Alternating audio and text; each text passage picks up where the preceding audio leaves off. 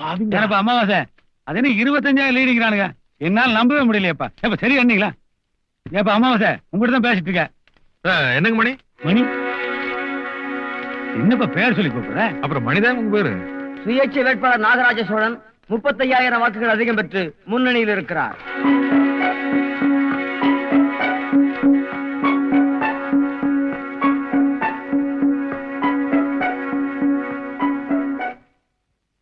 அமாவாசை கால் படுது. முட்டுதுங்களா? அத்தனை இடம் இருக்கிறதுல கொஞ்சம் தள்ளி நிக்கலாம் இல்ல, மேல வந்து ஏறுனா.